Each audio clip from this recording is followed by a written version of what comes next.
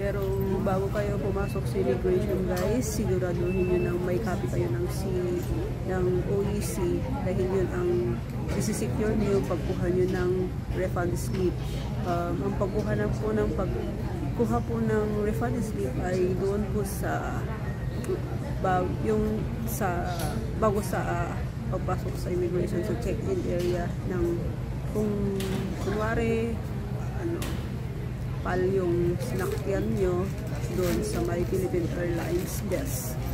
So yes, hello guys, welcome to my vlog. This is Ginos and andito tayo ngayon sa Naiya Airport Terminal 1 and share ko sa inyo ang aking experience yung pagkuha ng terminal fee refund. Ganito lang guys, kailangan muna nating magtanong-tanong kasi karamihan sa kanila iba't iba yung mga sinasabi na kukunin mo na sa loob, ganun.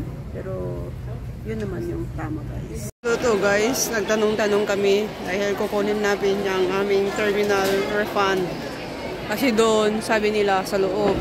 Pero dapat wag ka munang pupunta sa loob ng immigration kasi wala ka nang makukuha pag papasok ka na. Sayang din yung 550 guys. Kaya bago kayo magpasok sa immigration, magtanong-tanong lang. Kaya ito, nagtanong-tanong kami. Sabi nila kanina na sa loob, pero hindi namin tinigilan magtanong. Kasi pag nasa loob ka na ng immigration, wala ka nang makukuha. Sayang naman yung 550 guys. 550 pesos. Yun. Yan siya guys. Dito tayo. Pipila tayo ngayon. So dito na sa loob yung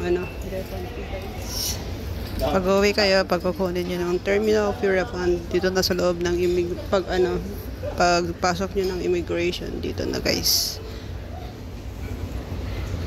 Yan, nakapila na po kami. Kukunin natin yung refund fee. Sayang naman yun.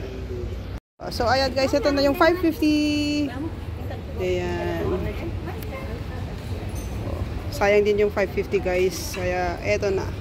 Diba? Magtanong-tanong din dito na sa loob yung pagkuhanan ng OEC natin guys, ng terminal fee refund. Ayan. Sayang din yung 550 guys. Kaya eto. Ayan guys, ganito talaga ako pag umuwi ako, bumibili ako, nagbabaon ako ng cup noodles kasi may free tubig po dito. Ayan, may hot and cold water sila. Kaya dito, kakain muna tayo guys. Ayan. Ang po ng Ginos, magbayon kayo kasi ang mahal ng pagkain dito sa loob ng airport guys. Thank you. So ayan guys, solve at saka save.